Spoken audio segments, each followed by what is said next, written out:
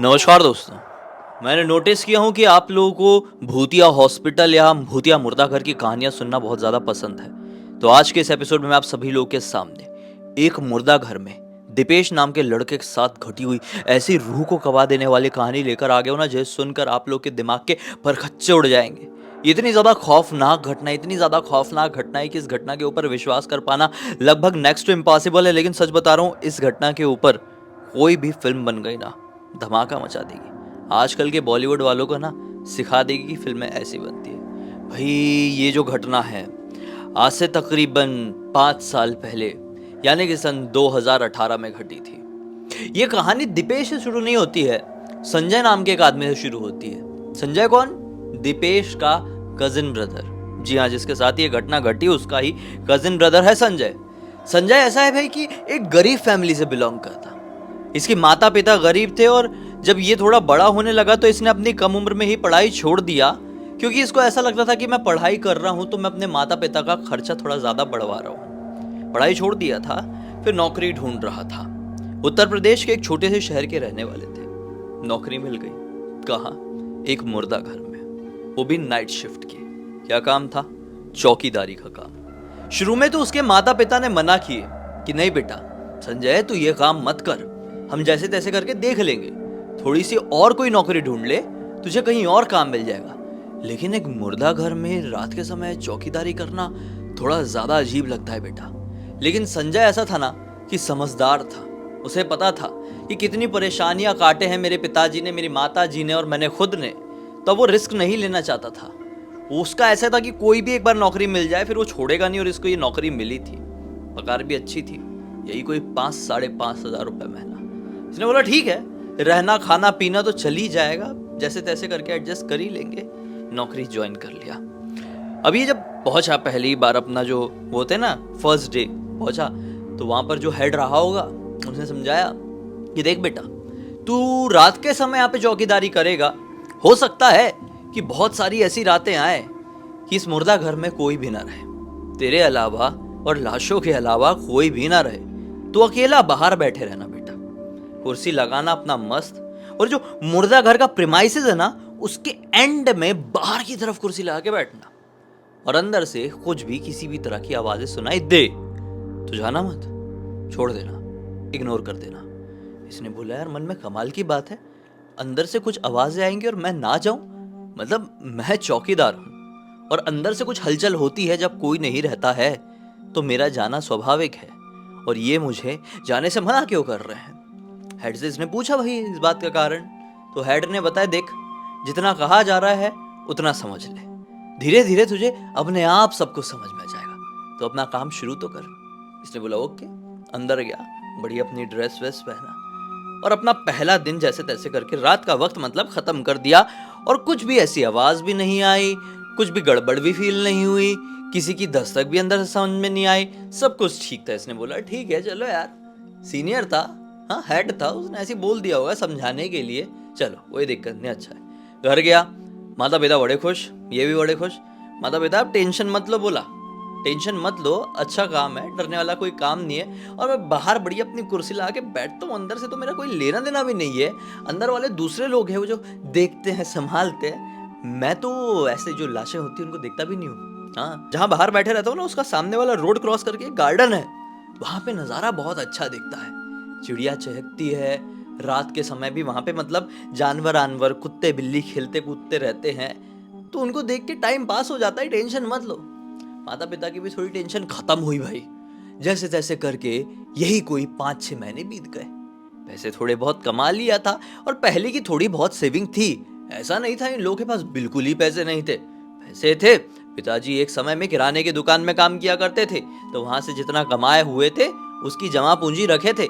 लेकिन पिताजी को हो गया था पैरालिसिस, जिसकी वजह से वो जिस दुकान में काम करते थे उस दुकान से उनको वो काम छोड़ना पड़ा था। इनकी खुद की दुकान नहीं थी, ये एक वर्कर के तौर पर वहां पर काम किया करते थे, तो जमा पूंजी थी। अब जब इसको जॉब करते हुए, इसको चौकीदारी करते हुए 5 से 6 महीने बीत गए, तो इसके माता पिता ने देखे कि बेटा तेरी उम्र तो अच्छी खासी हो गई है, तुझे शादी कर लेना चाहिए। इसने बोला कि माता पिता मेरे पास इतने पैसे नहीं हैं, बहुत कम पैसे हैं, इतने कम सैलरी वाले लड़के से कौन सी लड़की शादी करेगी। माता पिता ने बताया कि बेटा जब तू छोटा था ना तो गांव में ना एक लड़की थी, एक परिवार था जिससे हमने बचपन में ही बात कर लिए थे कि ये लोग जब बड़े होंगे ना तो इनकी शादी आपस में कराएंगे। तो गांव में हमारा ऐसे ही चलता है। उन्होंने बोले बचपन में तुम्हारी शादी सेट हो गई थी ना, अभी भी हो जाएगी, तुम चिंता मत करो, हम बात चलाते हैं। पिताजी ने अपना कांटा घुमाए, गांव की लड़की और गांव के लोगों को बुला लिए भाई, लड़की के परिवार वालों को, घर वर देखे। अब वो लोग भी बेचारे गरीब लोग थे, लड़की के भी पिताजी नॉर्मल से किसान थे और उनके पास भी पैसे कम रहते थे। बड़ी मुश्किल से वो लोग भी अपना जीवन काट रहे थे। लड़की ने लड़के को देखी, लड़के ने लड़की को देखा और दोनों के बीच में पहली नजर में हाँ वाला प्यार हो गया। बस दोनों की शादी की डेट निकली और शादी हो गई। अब शादी हुई तो एक और मतलब एक होता है ना यार, अभी तक तो 3 लोग थे, अब 4 लोग हो गए हैं, मेहनत थोड़ी ज्यादा करनी पड़ेगी। तो कई बार अपना संजय नाइट शिफ्ट के साथ साथ डे शिफ्ट भी कर लेता और एक दिन में मैक्स टू मैक्स 2 से 3 घंटे ही सोता। अब जैसे तैसे करके अपनी जिंदगी काट रहा था। शादी को लगभग 11 महीने हो गए और अब उसकी जो पत्नी थी उसकी प्रेगनेंसी का 9वां महीना आ गया। 9वां महीना आया तो भाई सिचुएशन ऐसी क्रिएट हो गई कि यहाँ पे डर भी लग रहा है कि पत्नी को कुछ मतलब लेबर पेन ना हो जाए, और अगर पत्नी को मेरे ना रहते लेबर पेन हो गया तो उसे हॉस्पिटल कौन लेकर जाएगा, क्योंकि पिताजी अब ठीक से चल फिर नहीं पाते थे और माता जी अकेली क्या ही कर लेगी। इसको बड़ा टेंशन रहता था भाई। अब जैसे तैसे करके वो वाली डेट के बहुत नजदीक आ गए। जाता था अपना काम करने, बड़ा डरा सहमा रहता था कि वहां से कुछ खबर ना आ जाए, लेकिन जैसे तैसे करके डेट्स कट गई और अब वो वाली डेट के आसपास पहुंच गए जब उसकी पत्नी का जो लेबर पेन है वो आने ही वाला था। क्या हुआ कि ये अपने काम पे ही था, अचानक से घर से फ़ोन आया कि कुछ होने वाला है। रात के तकरीबन 3 साढ़े 3 बजे ये भागता हुआ घर को गया और फिर उसे हॉस्पिटल ले जाया गया। पत्नी को हॉस्पिटल में भर्ती कराया गया। डॉक्टर्स बोल रहे हैं देखो अभी एकदम से तो नहीं होगा, हो सकता है 1 दिन लगे, 2 दिन लगे, 3 दिन भी लग सकते हैं। इसको जो पेन हुआ था वो एक्चुअल लेबर पेन नहीं था, लेकिन ऐसा कई बार कई केसेस में होता है और ऐसा नहीं है कि डेट अब बहुत दूर है, 2 से 3 दिन के अंदर हो ही जाएगा, तो आपको हॉस्पिटल में ही रखना पड़ेगा। अब खर्चे वाली बात है तो ऐसा हो गया भाई कि ठीक है हम जैसे तैसे करके देख लेंगे, आप इलाज अच्छे से करो।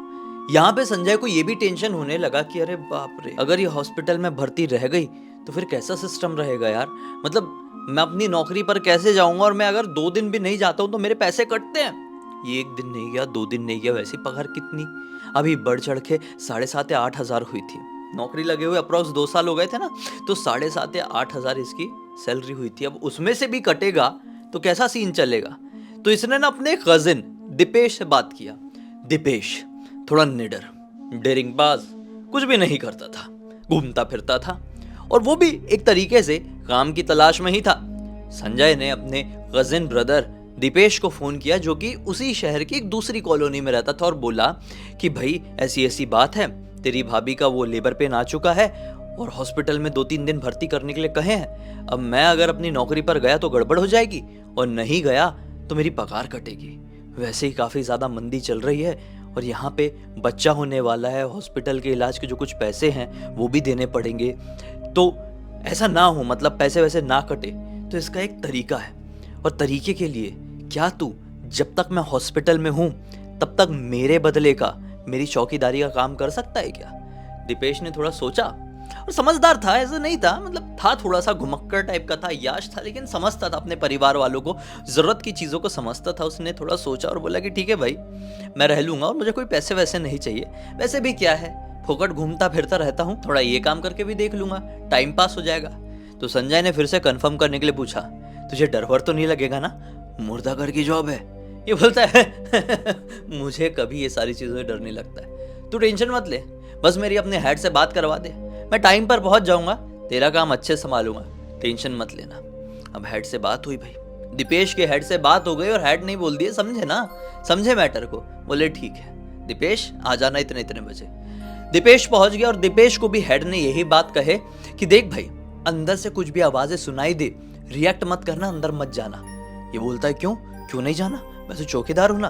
बोलता है कि नहीं तू अभी 2-3 दिन के लिए आया है, ज्यादा सवाल मत कर, अंदर मत जाना, बस बिल्कुल भी मत जाना, रात के 12 बजे के बाद चाहे तेरा नाम पुकारे भी कोई अंदर से तो अनसुना कर देना, वरना बहुत बड़ी गड़बड़ हो जाएगी। ऐसा बोल के वो चले गया। अब इसको थोड़ा अजीब लगा, फिर अचानक से सोचा कि हो सकता है ये हेड ने पिया होगा, क्योंकि इसने कहीं तो ऐसा सुना था कि मुर्दा घर में मैक्सिमम लोग शराब पीकर काम करते हैं। इसने ऐसा सुना हुआ था, इसके पीछे सच्चाई क्या थी इसको नहीं मालूम था, लेकिन आज जब वो हेड ऐसी बातें इसके सामने कर रहा था तो इसको ऐसा लगा कि ये तो पक्का है, ये पी पा के कुछ भी बोल रहा है, छोड़ो ना, जाने दो, मैं अपने काम पे फोकस करता हूँ। वो बैठ गया और कहीं से कोई मैगजीन लेकर आया था हिंदी वाली, वो पढ़ने लगा। रात का वक्त हो चला, रात के तकरीबन 12:30 बजे अंदर से कुछ खटर पटर की आवाज सुनाई दी, जैसा कि कोई दौड़ रहा है। अब वहाँ पे जितनी लाशें होती थी ना, वो ऐसे पूरे प्रॉपर बॉक्सेस में रखी रहती थी, जैसे कि आप लोगों ने फिल्म में देखे होंगे, ऐसे खींच के बॉक्स को निकालते थे, वहाँ से बॉडी दिखाई देती थी। फिल्मों में देखे होंगे ना, सीरियल्स में देखे होंगे ना, वैसे ही वाला था, सेम टू सेम। तो अंदर से 12:30 बजे के आसपास इसको कुछ खटर पटर की आवाज़ सुनाई दी, जैसे कि कोई उन बॉक्सेस को ऐसा ऐसा निकालने हटाने की कोशिश कर रहा है, हिलाने की कोशिश कर रहा है। इसने बोला, क्या है, कौन है अंदर, कौन खटर पटर कर रहा है? इसका अचानक से दिमाग दौड़ा कि मैं तो अकेला था, अंदर तो कोई भी नहीं था, तो फिर ये खटर पटर कौन कर रहा है? ये थोड़ा आगे बढ़ा अंदर की तरफ। अब फिर से दिमाग में आया कि यार हेड ने मना किया था मत जाना, लेकिन फिर सोचा कि अरे यार वो तो पिया हुआ था, लेकिन आवाज़ भी आ रही है, ये बड़े अजीबोगरीब कोइंसिडेंसेस हो रहे हैं। फिर से आवाज़ लेके वो अंदर की तरफ बढ़ा, लेकिन अंदर से किसी का रिस्पॉन्स नहीं आया और वो आवाज़ बंद हो गई। इसने सोचा कि हो सकता है मेरा वहम होगा, उस हेड ने मेरे दिमाग में थोड़ा कुछ ज़्यादा ही भर दिया था। छोड़ो, मैं बैठता हूँ, अपनी मैगजीन पढ़ता हूँ, कंटिन्यू करता हूँ, टाइम पास करता हूँ, कुछ ही देर में ये रात भी कट जाएगी और फिर 2 दिन और बचेंगे, क्या ही तकलीफ हो जाएगी। वो चला गया, मैगजीन पढ़ने लगा। यही कोई 1 बजे के आसपास उसको बड़ी जोर की नींद आने लगी यार, क्योंकि आदत नहीं थी ना, आदत नहीं थी ऐसी बैठे रहना, एक जगह देखते रहना, एक जगह कुछ पढ़ते रहना, आदत नहीं थी। घूमते फिरते रहने की आदत थी, दोस्तों के साथ तैयाशी करने की आदत थी, टाइम पास करने की आदत थी, खाने पीने की आदत थी आधी रात के वक्त। आज ये कुछ अलग कर रहा था तो नींद आने लगी। थोड़ी देर तो नींद को कंट्रोल किया, फिर देखा इधर उधर, यार कोई भी नहीं है मुझे रोकने वाला, मुझे टोकने वाला, तो थोड़ी देर सो ही जाऊंगा तो क्या बिगड़ जाएगा, क्या उखड़ जाएगा। ये सोचा कि एक झपकी मार लेता हूँ, हाथ बढ़िया ऐसा लगा,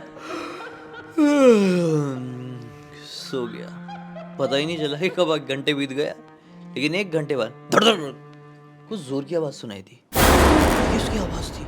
ऐसे करके पीछे पलटा और धीरे से अपनी कुर्सी से उठा। सोचा कि सपना था या सच्चाई, समझ में नहीं आ रहा है, लेकिन आवाज़ तो अंदर से पक्का आई है। ये अंदर की तरफ बढ़ गया। कौन है अंदर, कोई बोलो कुछ। फिर से कुछ धड़ धड़ धड़ करके आवाज़ आई, जैसे कि वो जो बॉक्स का हैंडल है उसको पकड़ के किसी ने अंदर बार किया। ये घबरा गया, किसकी आवाज़ थी? दूसरी बार आई और इस बार होश में आई। इसने बोला पक्का कोई अंदर है। ये अंदर की तरफ बढ़ गया। अब अंदर की तरफ इसने दरवाज़ा खोला, कांच का एक बड़ा सा गेट था वो खोला और उस कमरे में पहुंच गया जहां पर बॉडीज को रखा जाता था। वो देखा तो बाहर की तरफ कोई भी बॉडीज नजर नहीं आ रही थी और एक अलग तरह की स्मेल, एक अलग तरह की दुर्गंध इस कमरे में भरी हुई थी। ये कमरा एक अलग तरह से ठंडा था और यहाँ की जो लाइट्स थी ये बहुत ही ज़्यादा डिम थी। यहाँ का नज़ारा बहुत ही ज़्यादा क्रीपी और बहुत ही ज़्यादा डरावना समझ में आ रहा था। इसे समझ में आ गया कि यहाँ से कोई कुछ बोल नहीं रहा है, लेकिन जब ये लौट रहा था वापस से पलट कर अपने बाहर की तरफ कि एक बॉक्स के हिलने की आवाज़ सुनाई थी और ये क्लियर हो गया कि आवाज़ इसी कमरे से आ रही है और ये मेरा किसी भी तरह से वहम नहीं है। ये बिना सोचे समझे, मतलब इसको क्लियर समझ में आ गया था कि इसी बॉक्स से आवाज़ आई है। उस बॉक्स की तरफ बढ़ गया और उस बॉक्स को बड़ी हिम्मत करके खोला। अंदर कोई भी नहीं था। इसको ऐसा लगा कि नहीं, इस बॉक्स से आवाज़ नहीं आ सकती। बॉक्स को जैसे बंद किया कि बाजू वाले को धक धक धक धक करके हिला बॉक्स। डर गया, अंदर कौन हो सकता है? अरे अंदर तो मुर्दा होते हैं, ये बॉक्स अपने आप हिल कैसे रहा है? घबराया, उस बॉक्स की तरफ बढ़ा, उसे कांपते हुए हाथों से हैंडल पकड़ा और फटाक से खोला तो क्या पाता है कि अंदर एक आदमी मोटा सा और बड़ी बड़ी आंख करके इसको ऐसा घूर रहा है। उसकी आंखें पूरी फटी हुई है। उसको देखकर ये घबरा गया क्योंकि उसको ऐसा लगा कि ये मरकर भी नहीं मरा हुआ है और इसके शरीर में जान। इसने फटाक से बंद कर दिया और भागने लगा। अब भागते भागते भागते भागते ये बाहर की तरफ पहुंचा है। जैसे ही वो कांच के दरवाजे की तरफ पहुंचा, वो कांच का दरवाजा लॉक था।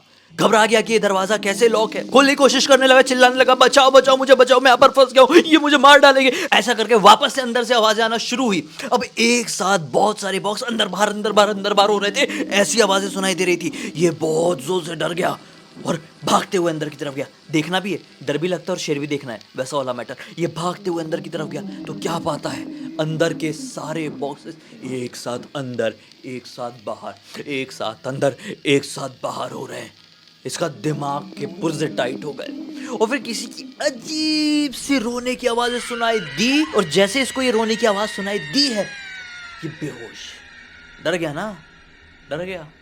अरे इतनी देर से इतनी सारी चीजें एक साथ हो गई, फटाफट फटाफट फटाफट, तो कौन नहीं डरेगा।